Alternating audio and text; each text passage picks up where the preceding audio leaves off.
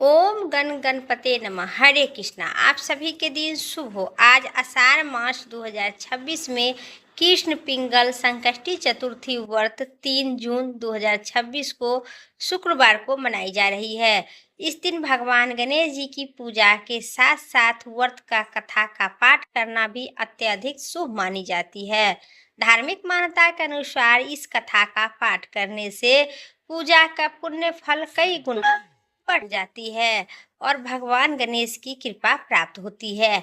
इस व्रत को करने से संतान प्राप्ति और सांसारिक कष्टों का निवारण होती है। तो आइए श्रद्धा और चित्त से आज आषाढ़ मास कृष्ण पक्ष के संकष्टी चतुर्थी व्रत की संपूर्ण कथा मंचित और श्रद्धा से जरूर सुने। द्वापर युग में महजीत नगरी का महजीत नामक एक राजा थे। वह बड़ी ही पुण्यशील और प्रतापी राजा थे। वह अपनी प्रजा का पालन पालन पुत्रवत का करता था, किंतु संतान विहीन होने के कारण उन्हें राजमहल का वैभव अच्छी नहीं लगती थी। वेदों में निसंतानी का जीवन व्यर्थ माना गया है। यह संतान विहीन व्यक्ति अपने पितरों का जल दान देते हैं तो उनके पितर उन्हें जल का ग्रहण नहीं करते हैं, ग्रहण रूप में नहीं करते हैं और ग्रह लगी रहती है। इसी उपहास से राजा बहुत दुखी रहा करते थे और बहुत समय तक व्यतीत हो गए। उन्होंने पुत्र प्राप्ति के लिए बहुत सी दान यज्ञ इत्यादि कार्य किए, फिर भी राजा को पुत्र पौत्री न हुई।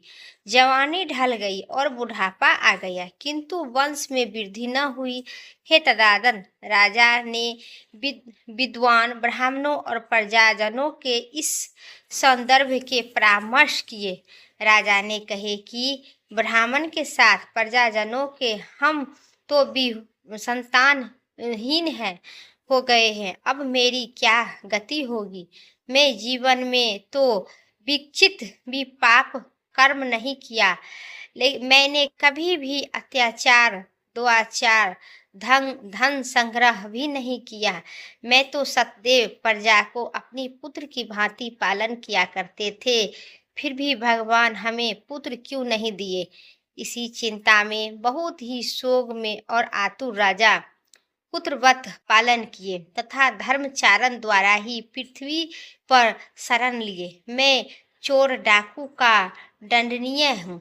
इधर मंत्रियों के भोजन की व्यवस्था की, गौ ब्राह्मणों का हित चिंता करते हुए शिष्य पुरुष को आदर सत्कार किए, फिर भी मुझे अब तक पुत्र न होने का क्या कारण है।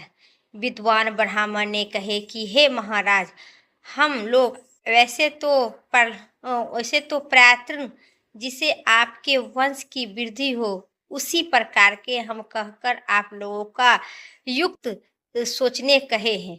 सारी प्रजा राजा के मनोरथ की सिद्धि के लिए ब्राह्मणों के साथ वन में चले गए। वन में उन्हें लोगों को एक श्रेष्ठ मुनि का दर्शन हुई। वे मुनिराज निहार रहकर तपस्या में लीन थे। ब्रह्मा जी के सामने वे अत्यधिक आत्म दीर्घ क्रोध जित तथा संतान तत्पुरुष के संपूर्ण वेद विषाद एवं अनेक ब्राह्मण ज्ञान संपन्न से महाराज थे। उनका निर्मल नाम लोमहस ऋषि था। प्रत्येक कल्प से उनके एक एक रोम प्रतीत होते थे, इसीलिए उनका नाम भी लोमहस ऋषि पड़ गया। ऐसी चित्रकारदर्शी महे ऋषि वर लोमहस के उन लोगों को दर्शन किए। जब उन लोगों ने तेजस्वी मुनि के पास गए तो उचित अवस्था एवं प्राण मृत्यु के अंदर भी सभी के उनके समक्ष खड़े हो गए। मुनि के दर्शन से सभी लोग प्रसन्न हुए और पर पुरस्कार कहने लगे कि हम लोगों को सौभाग्य से ही ऐसी मुनि श्रेष्ठ दर्शन हुए हैं। इनके उपदेश से हम सभी मंगल हो गए हैं। ऐसे निर्णय कर उन लोगों ने मुनिराज से कहे, हे ब्रह्मा ऋषि, हम लोगों के दुख का कारण सुनिए। आपने संदेह ही निवारण के लिए हम लोगों को आपके पास आए हैं। भगवान, आप कोई उपाय बताइए, जैसे हमें राजा को संतान को प्राप्ति हो और मेरे राजा संतान पद की हो और संतान वाले हो। हे महाराज, कोई उपाय हम लोगों को कहिए। विनती करने लगे। तब ऋषि लोमहर्ष ने पूछा कि हे सज्जनों, आप लोग यहाँ किस अभिप्राय में आए हो? मुझसे आपका क्या प्रयोजन है? और स्पष्ट रूप से कहिए। मैं आपके सभी संदेह को निवारण अवश्य करूँगा। प्रजाजनों के उत्तर दिए गए मुनिवर, हम महाजीत नगरी में निवासी हैं। हमारे प्रजा का नाम महाजीत है। वह राजा ब्राह्मणों को रक्षक, धर्मात्मा, दानवीर, शूरवीर एवं मधुर भाषा वाली है। उस राजा ने हम लोगों को पालन पोषण किए हैं, परंतु ऐसा राजा को आज तक संतान की प्राप्ति नहीं हुई। हे भगवान, माता पिता तो केवल जन्मदाता ही होती है, किंतु राजा ही वास्तव में पोषण पोषक एवं सर्वधान होते हैं। उसी राजा के निमित्त हम लोगों आपके गहन वन में आए हैं। हे ऋषिवर, आप कोई ऐसी युक्त बताइए जिससे राजा को संतान की प्राप्ति हो, क्योंकि ऐसी गुणवान राजा को कोई पुत्र न होने से हम लोग बड़ी ही दुर्भाग्य की बात है। हम लोगों को परस्पर विचार विमर्श करके इस गंभीर वन में आए हैं। उनके सौभाग्य से ही हम लोगों को आपका दर्शन है। हे मुनिवर, किस व्रत, दान, पूजन इत्यादि अनुष्ठान करने से राजा को पुत्र होगा? आप कृपा करके हम सभी को बताइए। प्रजा की बात सुनकर महर्षि लोमहर्ष ऋषि ने कहे कि हे प्रजाजनों, आप लोग ध्यान पूर्वक सुनो। मैं संकट नाशक व्रत बताऊंगा। यह व्रत निसंतानी को संतान और निर्धनों को धन देता है। जो आज से आषाढ़ मास कृष्ण पक्ष के चतुर्दशी को एक दंत गजानंद नाम का गणेश जी की पूजा करो।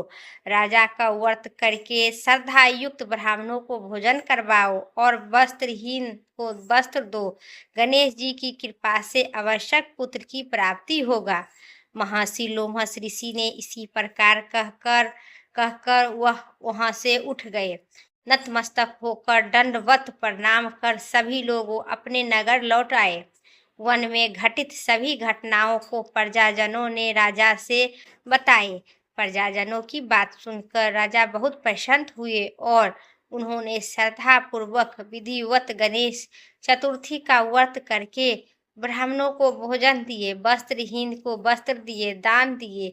रानी शुद्ध चित्त से गणेश जी की कृपा से सुंदर और सुलोचना सुशील पुत्र प्राप्ति हुआ। कि श्री कृष्ण जी कहते हैं कि हे राजन, इस व्रत को ऐसा ही प्रभावित है।